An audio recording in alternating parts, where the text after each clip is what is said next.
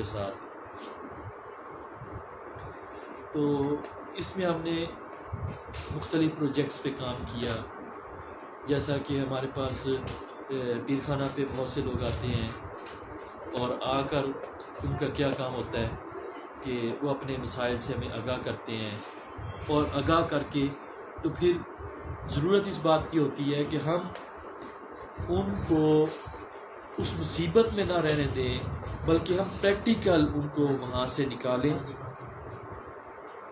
یہ سمجھ لیں کہ ایک ضرورت کے تحت مرض وجود میں آئی، جو کہ ایک اسلامک این جی او کے نقطہ نگاہ سے ہم نے اس کو بنایا ہے. دیکھیں، اسلام نے جو ہمیں سکھایا وہ یہ کہ صرف آپ زبانی تبلیغ کے ساتھ لوگوں کو اسلام کی طرف نہیں لا سکتے، بلکہ اسلام نے ہمیں پریکٹیکل لوگوں کے ساتھ ان کی مشکلات کو سالو کرنے کے لیے ہماری تربیت کی گئی ہے. اس تربیت سے ہم دور ہوئے تو نتیجہ یہ ہوا کہ آج آپ دیکھیں دنیا بھر کے اندر مسلمان پس رہے ہیں، اور اس کی سب سے بڑی وجہ یہ ہے، اور ایک اہم چیز یہ بھی بتا دوں کہ پسنے کی وجہ یہ ہے کہ لوگ دین سے دور ہیں، اور دین سے دوری کی جو وجہ کہ وہ یہ ہے کہ ہم نے دنیا کو پکڑ لیا ہے، دین کو کنارے کر دیا ہے.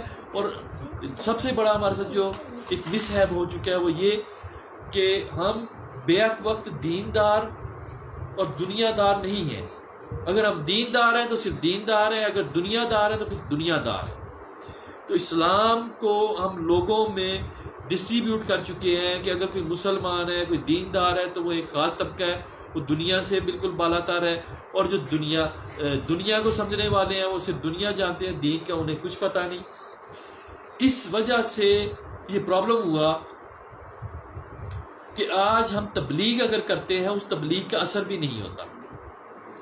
ایک بھوکا ہے، وہ اس کو بھوکی پڑی ہے، اس کو اپنا پیٹ ستا رہا ہے، ہم اس کو تبلیغ کرتے ہیں، وہ اس امید میں رہتا ہے کہ مجھے کھانے کا کچھ مل جائے. اگر کسی کی بچی گھر میں جوان ہے، اس کی شادی میں پریشان ہے، ہم اس کو تبلیغ کرتے رہتے ہیں، تبلیغ کا اثر نہیں ہوتا. کیوں؟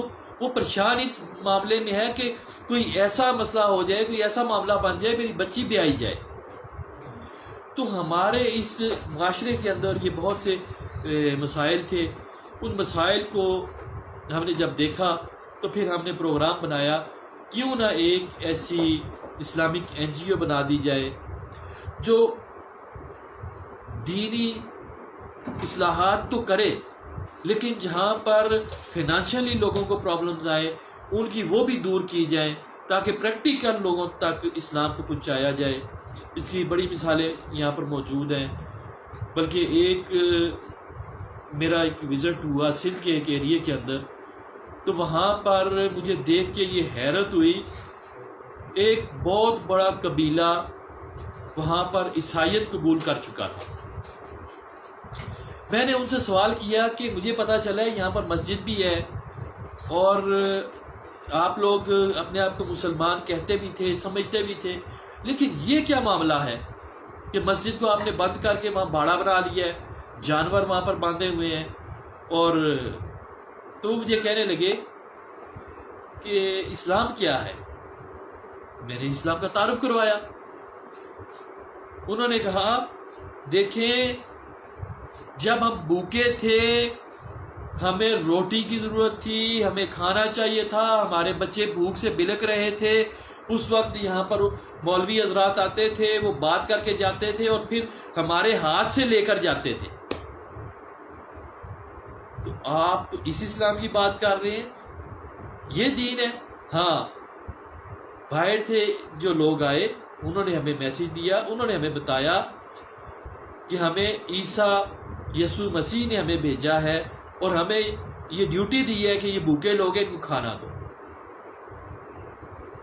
لہٰذا وہ لوگ آئے، ہمیں یہاں پر بہت زیادہ مویشی خرید کر دیے. ان مویشی خرید کر دینے کے بعد کیا ہوا کہ ہم نے ان کی پرورش کی، ان سے بچے لیے، ان کو باہر کے علاقوں میں جا کر بیچتے رہے. نتیجتاً ہمیں پیسہ ملتا رہا، ہمیں اناج ملتی رہی، ہمیں کھانے کی جو پریشانیاں تھیں وہ ختم ہو گئی. تو وہ حقیقی دین ہے جو کہ یسوع مسیح نے پیغام دے کر بھیجا اور ہم نے قبول کیا اور ہمیں کھانا ملا، تو اس دین کو ہم کیوں چھوڑ دیں؟ جو دین آپ کہہ رہے ہیں وہ ہم کیسے اپنا لیں کہ ہم بھوکے تھے ہمیں کھانا بھی آپ نہ پرووائڈ کر سکیں؟ تو یہ کچھ ایسے معاملات تھے۔ جب یہ ساری چیزیں دیکھی تو پھر ہم نے سوچا کیوں نہ ہم ایک ایسی فاؤنڈیشن ترتیب دیں جو کہ کم و بیش ایسی جگہوں پہ جا کے کام کرے جہاں پر اسلام کا چہرہ مسح کر دیا گیا کہ یہ فلائی اور رفائی کام نہیں کرتے، یہ تو ہاتھ سے لینے والی دنیا ہے اور مسلمان سیلفش ہیں، خود غرض ہیں۔ یہ دنیا کے اندر یہ باتیں پھیلائی گئی ہیں، اور اس کی ریزن کیا ہے؟ اس کی ریزن صرف یہ ہے کہ ہم لوگوں نے اپنے چھوٹے مفادات کی خاطر اجتماعی طور پہ اپنا کوئی ادارہ نہیں بنایا، اجتماعی طور پہ اپنی کوئی NGO نہیں بنائی جس سے کہ یہ سارے کام ہوتے اور لوگوں تک یہ میسج پہنچتا کہ اسلام وہ واحد دین ہے جس نے سب سے پہلے رفائی اور فلاحی کاموں کی بنیاد رکھی۔ اس سے پہلے دنیا میں رفائی اور فلاحی کنسیپٹ ہوا ہی نہیں کرتا تھا، لیکن وہ صرف کتابوں میں رہ گیا ہے، وہ صرف باتوں میں، تقریروں میں رہ گیا ہے۔ عملی طور پر ایسا کچھ بھی نہیں۔ عملی طور پہ اگر ہمارے ساتھ پڑوسی بھوکا سو جائے تو ہمیں کوئی سر درد نہیں۔ اگر ہمارا کوئی رشتہ دار دوائی نہ ہونے کی وجہ سے، علاج نہ کروا سکنے کی وجہ سے دنیا سے چلا جائے، ہمیں اس سے کوئی غرض نہیں۔ بلکہ آج ہم نے کیا کیا، ایک واقعہ میرے سامنے جب گزرا تو میں اس قدر پشیمان ہوا کہ یار اسلام کا تو یہ میسج نہ تھا جو آج ہم کر رہے ہیں۔ ایک شخص ہندوستان سے مائگریٹ کر کے پاکستان میں آیا ہوا تھا، بچپن میں بالکل چھوٹا سا، اکیلا یہاں پر آیا۔ کچھ لوگوں نے لے پالک بنا کے اسے پالا، اس کے بعد اس کو شادی کروا دی، وہ شادی اس کی ہو گئی، اس کے بچے ہو گئے۔ اچانک ہارٹ اٹیک ہونے سے وہ مر گیا۔ جب مر گیا تو آس پڑوس جتنا بھی تھا، محلے دار جتنے بھی تھے، انہوں نے کہا جلدی سے کل کا انتظام کرو۔ اب جو جمع پونجی اس کی بیوہ کے پاس تھی وہ ساری کی ساری انہوں نے کل پہ لگا دی۔ 3-4 دن کھانا وغیرہ جو بھی ہوا، تو میں اس وقت پشیمان ہو گیا، پریشان ہو گیا جب میں نے دیکھا اس شخص کا 12 سال کا بیٹا جو سکول پڑھ رہا تھا، وہ تیسرے دن مارکیٹ کے اندر جا کے چھوٹے سے شاپر بیگ کے اندر پینسلز اور پین وغیرہ مختلف چیزیں لے جا کر وہاں پر بیچنا شروع ہو گیا۔ تو میں نے اسے پہچان لیا، میں نے کہا بیٹا بات سن، تو فلاں کا بیٹا ہے؟ کہتا جی جی۔ میں نے کہا یہ کیا؟ کہتے انکل ابو فوت ہو گئے، تو اب کیونکہ وہ ہمارے پاس جتنا بھی کچھ تھا ہم نے 2-3 دنوں میں لوگوں کو کھلا دیا، اب ہمارے پاس کچھ بھی نہیں ہے۔ تو امی نے کہا یہ بیچو گے تو پھر آہستہ آہستہ تمہیں کچھ کاروبار بھی سیکھ لو گے، تو یہ جا کر بیچنا شروع کرو تاکہ ہمارا چولہا جلنا شروع ہو جائے۔ یہ آج ہم نے اسلام کی حالت کر دی ہے، جبکہ آقا دو جہاں صلی اللہ علیہ وسلم نے ہمیں یہاں تک سمجھا دیا کہ جس گھر کے اندر وفات ہو جائے 3 دن تک وہ سوگ میں ہے، 3 دن اس کے گھر کے اندر چولہا نہ جلے، 3 دن اگر تم پڑوسی ہو تمہارے اوپر فرض ہے ان کو کھانا کھلاؤ، اگر تم رشتہ دار ہو تمہارے لیے لازم ہے کہ ان کو کھانا کھلاؤ۔ آج حالت یہ ہے کہ ہم نے اس حقیقی دین کو مسخ کر کے ہم نے کیا کیا کہ ہم نے اس گھر کے اوپر بوجھ ڈال دیا کہ وہاں سے جا کر ہم نے کھانا شروع کر دیا۔ تو یہ کچھ ایسی چیزیں تھی جو کہ بنیادی ضرورت بن گئی کہ ہم ایک ایسا اسلامک ادارہ بنائیں جس سے کہ کم و بیش جو ہمارے اندر جو ہم لوگوں کی وجہ سے، ہم جیسے مسلمانوں کی وجہ سے جو اسلام کے اوپر کچھ دبے لگ رہے ہیں، اسلام کے اوپر جو الزامات لگ رہے ہیں، ان کو ہم دھو سکیں۔ تو الحمدللہ دارالاولیاء فاؤنڈیشن کے پلیٹ فارم سے ہم نے مختلف رفائی پروجیکٹس شروع کیے ہوئے ہیں، جس میں سب سے پہلا کام ہم نے یہ کیا، کیونکہ میرے پاس جب لوگ آتے تھے، اکثریت میں وہ لوگ آتے ہیں جب بھوک ان کے گھر میں ناچ رہی ہوتی ہے، تو پھر وہ آپ کے پاس آتے ہیں کہ جی ہمارے لیے کچھ اللہ توبہ کر دیں کہ ہم کچھ نہ کچھ اس قابل ہو سکیں کہ ہمیں کھانا ہی ملے۔ تو ہم نے کیا کیا کہ ہم نے ان لوگوں کی لسٹیں تیار کرنا شروع کی. نتیجتاً ہم نے کیا کیا کہ پہلے مرحلے میں ان لوگوں کے گھروں میں ماہانہ اپنے اس فاؤنڈیشن سے ہم نے راشن دینا شروع کر دیا, کیلکولیٹ کر کے کہ کتنے افراد ہیں, کون کون سی ان کی ضروریات ہیں. سب سے پہلا کام ہم نے یہ کیا. اس کے بعد پھر ہم نے اور بھی مختلف پروجیکٹس پہ کام کیا, اور اللہ سے انشاءاللہ تعالیٰ دعا کرتے ہیں کہ مزید پروجیکٹس کے اوپر اللہ تعالیٰ ہمیں کام کرنے کی توفیق عطا فرمائے, اور اسلام کے اوپر جو دبا لگا ہوا ہے کہ یہ صرف لینے کا دین ہے, دینے کا دین نہیں ہے, اس کو ہم نے ختم کرنا ہے. اور اس کو ختم کرنے کے لیے ہمیں کوشش کرنا ہوگی کہ ہمیں ایک اجتماعی اپنا کوئی ادارہ بنانا پڑے گا, جس سے کہ لوگوں تک یہ میسج پہنچے کہ مسلمانوں میں بھی ایسے ادارے موجود ہیں. جیسے کہ میں آخری بات کر کے اپنی بات کو ختم کرتا ہوں. آپ لوگوں نے سنا ہوگا شش امامیہ کچھ لوگ ہیں, پرنس آغا خان جن کے اس ٹائم خلیفہ چل رہے ہیں. میں نے پریکٹیکل دیکھا کہ ایک شخص اس کی جماعت سے تھا جس کو نقصان ہوا, اس کا بحری بیڑا ڈوب گیا.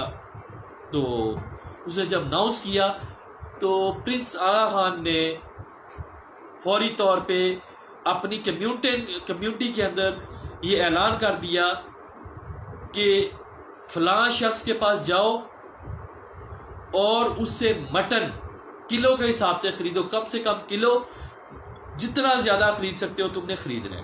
اس شخص سے کہہ دیا کہ اپنے گھر پہ اپنی کوٹھی پہ تم نے کسائی رکھنا ہے, وہاں بکرا رکھو, اسے ذبح کرو, وہاں پہ تول کے 1.5 لاکھ روپے کلو تم نے مٹن دینا ہے.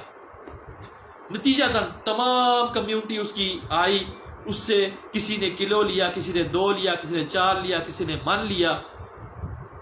تھوڑے ہی وقت میں اس نے اپنا نیا بیڑا خریدا اور سمندر میں لے گیا.